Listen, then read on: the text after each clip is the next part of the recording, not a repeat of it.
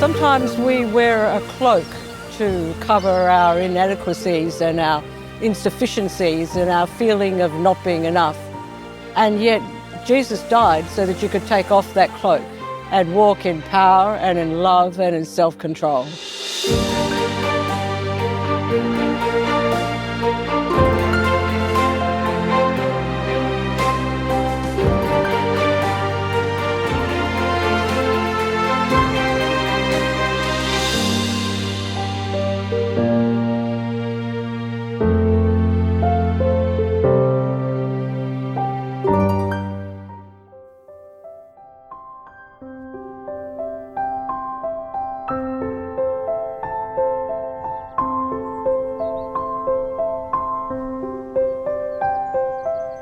Mark chapter 10, verses 46 to 52, the blind man of Jericho. They reached Jericho, and as he left Jericho with his disciples and a large crowd, Bartimaeus, that is, son of Timaeus, a blind beggar, was sitting at the side of the road.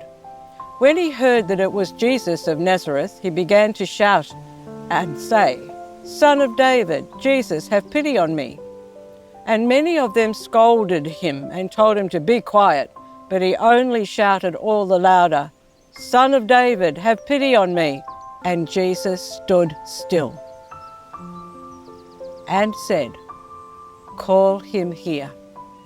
So they called the blind man. "Courage," they said, "get up, he is calling you." So throwing off his cloak, he jumped up and went to Jesus. Then Jesus spoke, "What do you want me to do for you?" "Rabboni," the blind man said to him, "Master, let me see again." Jesus said to him, "Go, your faith has saved you." And immediately his sight returned and he followed him along the road. This is one of my favourite Bible stories because there is just so much in the content that I would like to explore with you today. I want you to imagine the scene. There is this blind beggar, not accepted, rejected, sitting on the side of the road. And I want to talk to you about the cloak. He had on a cloak. The story is about the cloak is that every day he had to pick up this cloak. He had to go out and beg. The cloak was unique because it told everybody who he was. He was a beggar. He couldn't work. He had to sit by the side of the road. He had no worth. He had no dignity, he had nothing at all, and the cloak signified that.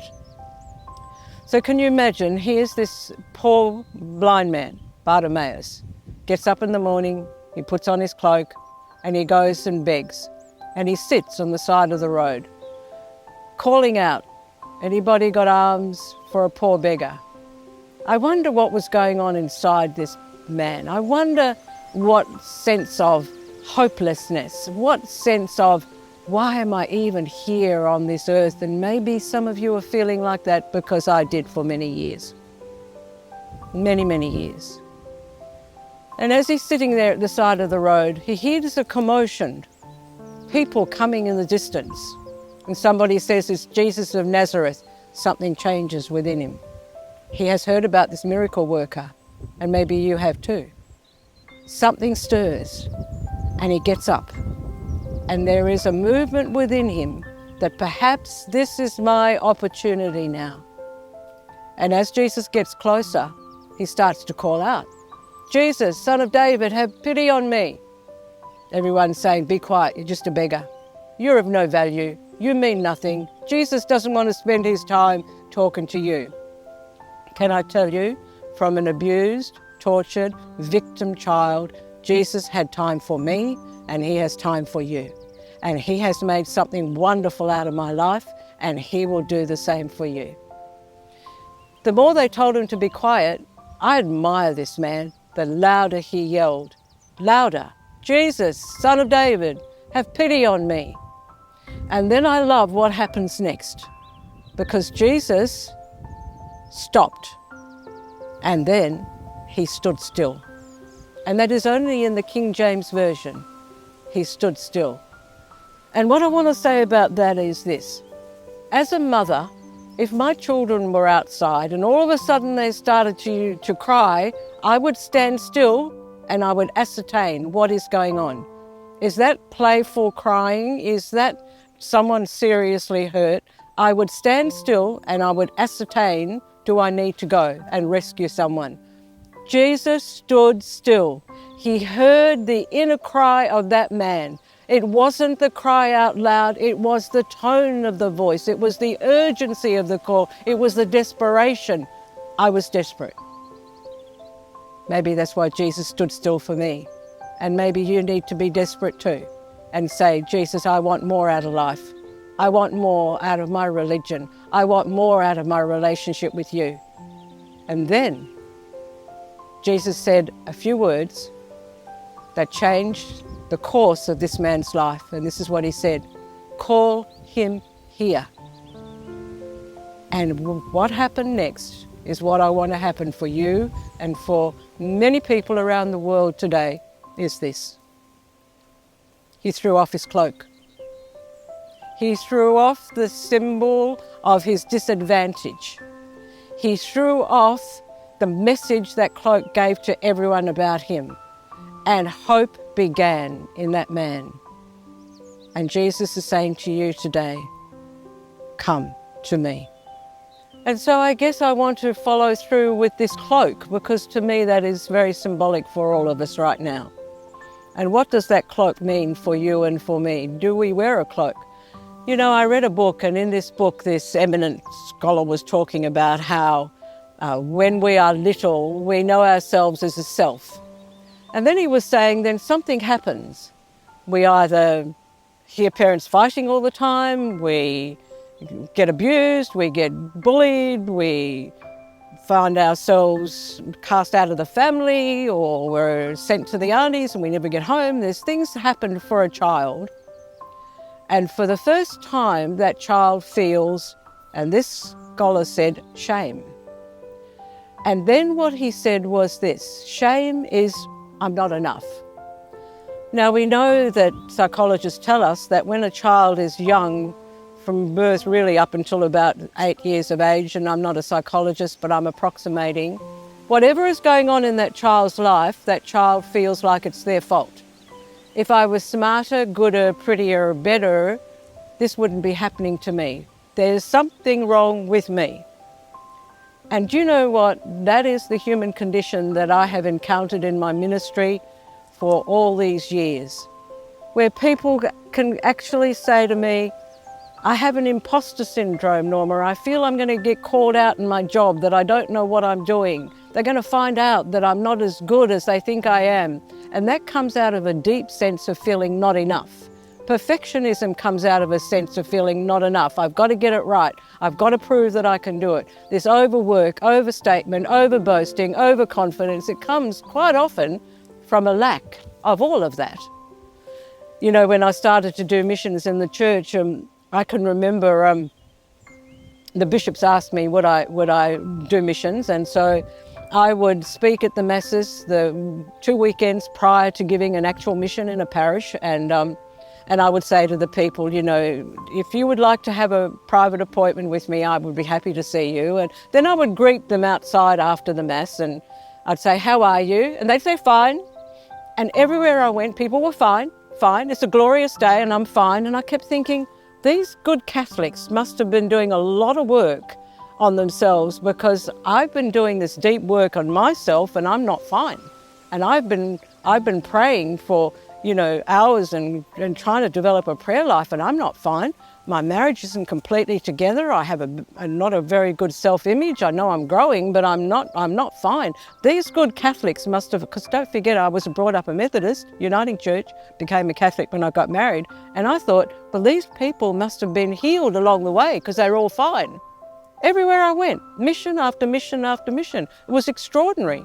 But then the truth came out, because then the organisers, the parish council, the priest, would hand me a list of people who had made private appointments to see me in that short period. 35 to 55 people in every parish. And they were all the people that were fine until they got into this appointment with me. And then they began to tell me their stories. So we can cover up with a cloak. So this book I was reading, and this writer was saying, So then what happens is a child feels shame, feels not enough. Everything's my fault. So then he said they need a costume, a cloak, to cover their shame. And there are as many costumes as there are people.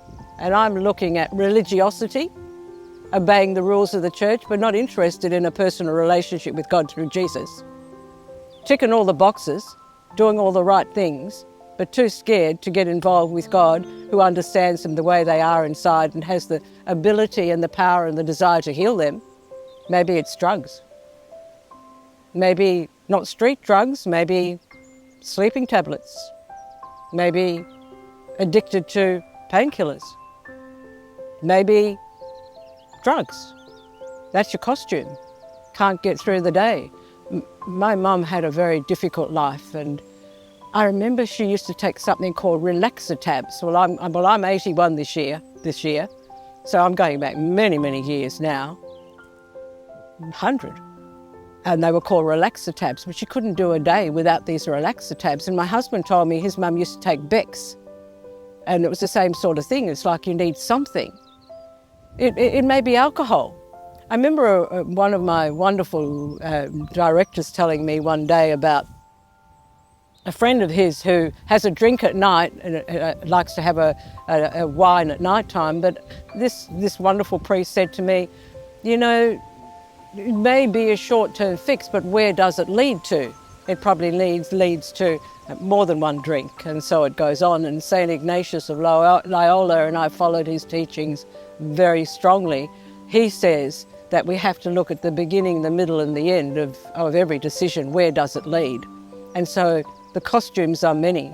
It may be shopping addiction, it may be workaholics. You've got to keep working at it to prove you're as good at it as people may think you are and you don't think you are. So the costumes we cover ourselves with, there are many, many, many more. The ones I have mentioned, the ones that have come up within me. So this writer of this book goes on and says, there comes a time when we have to take off the costumes.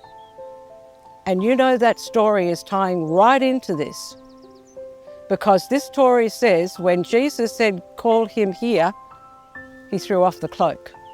And when Jesus said to me, come, do you want to get well again? I threw off my cloak and I let him begin a healing process within me. As we get stronger in God, we can let go the costume, the cloak. And he never ever rips anything away from us till we are ready. This is the amazing God. The revelation about ourselves comes as we are ready. God does not force anything.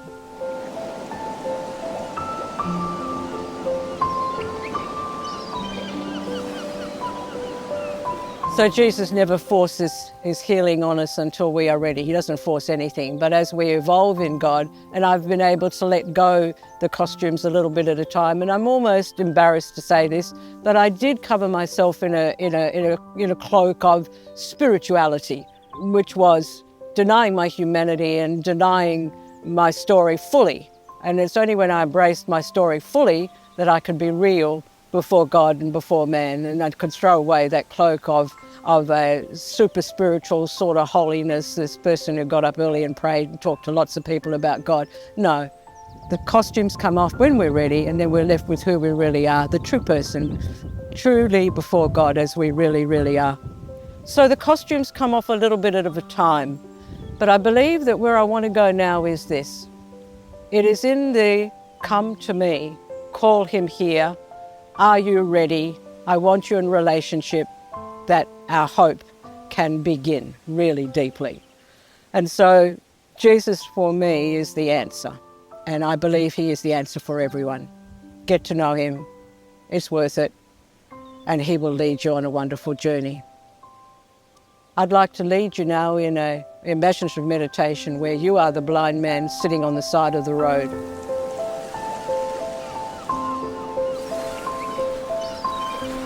So now I'd like to lead you in an imaginative meditation into that gospel scene that we have just discussed and that we have just read. So I'm going to ask you now to just close your eyes and just imagine now a door in front of you, and the door has a handle.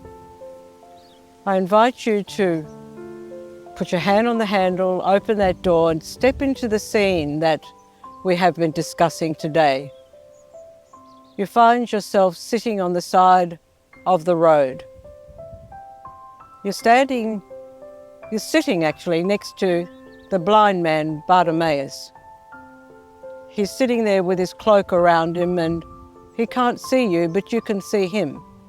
Look at the despair on the man while he calls out in a mechanical way, "Any alms for a beggar?" And he rattles his tin. I want you now to look around that scene. There are people coming and going on this busy road. Look at the sky, is it overcast? Get in touch with your feelings after the teaching we have just had. Do you have a cloak around you? Have you had that cloak on all your life and didn't realize it until this episode, this teaching? And I want you to see now Bartimaeus starts to move because he can hear people coming. His hearing is so acute. He can't see them, but he can hear them. And as you look, there are people moving now down this road closer to you. And there are other people following and around the side of this group. And in the front group there is this tall figure. You wonder who it is. And Bartimaeus is already, with his ears pricked up, saying to people, "Who is it? Who is it?" And they answer, "It is Jesus of Nazareth." And I want you to hear that deep down in your being. This is Jesus. It's not just blind Bartimaeus' opportunity, it is your opportunity now. And I want you to make your decisions. Are you going to ask Jesus to heal you? As the crowd gets closer now, Bartimaeus jumps to his feet and he starts yelling. But I want you now to take over and I want you to yell, "Jesus, Son of David, have mercy on me. Have pity on me, Jesus." And the people are saying, "Be quiet, be quiet."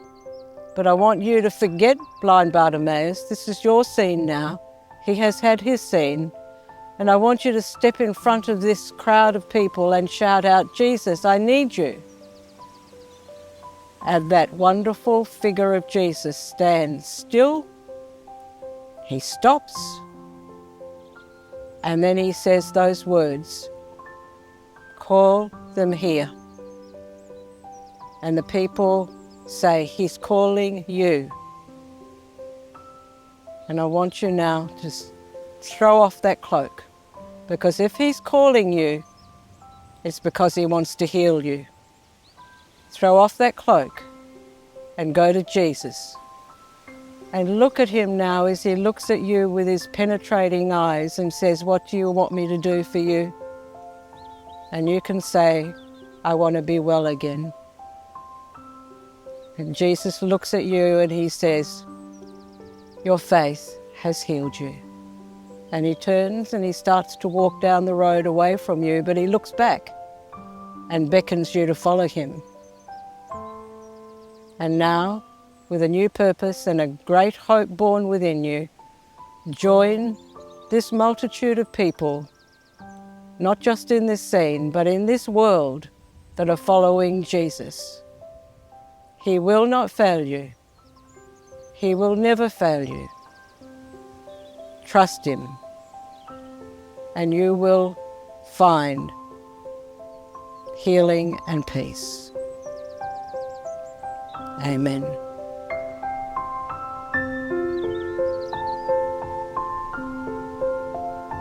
And now I just want to finish this episode by talking to you about practicing hope instead of despair. Practicing hope instead of doubt. That monsoon quote that I have shared with you, where he says that hope is putting faith into action when doubting would be easier. And every time you feel that you're not enough, you need to be saying to yourself, I am the righteousness of God. I am redeemed by the blood of the Lamb. I have a purpose. I have a destiny. I have meaning because Jesus came for me. The doubt will come back, and then you need to be forcibly pushing it away and put your hope into action. I did it repeatedly on my journey. You have a good plan for my life. You will not leave me here. You will move me on. I can't see you, but I know that you are there. And now with your eyes open, meditation is finished. You're back in the present moment. I would like to talk to you a little bit about maintaining the hope that has begun in you during that meditation. It is an exercise of learning to live in hope instead of in doubt.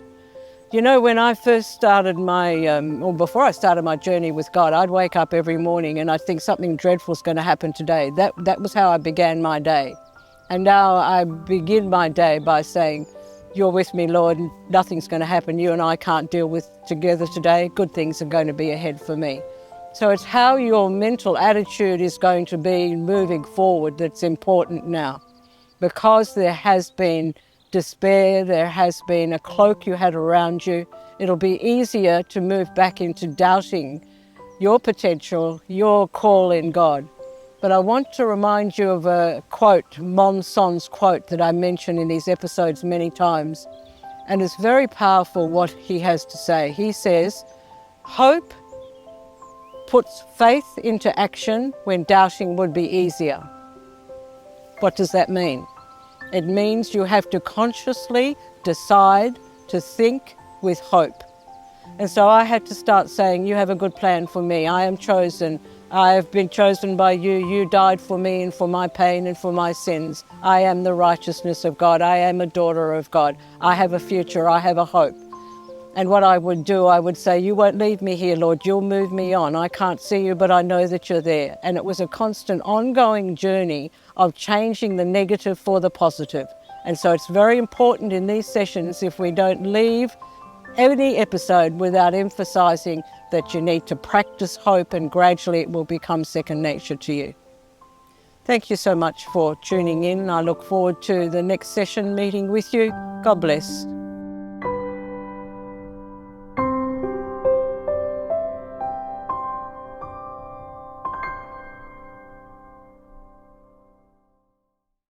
Problems, worries, sadness. Are you seeking solutions? Bible says, Do not be anxious about anything. Instead, pray about everything. Choose faith over fear.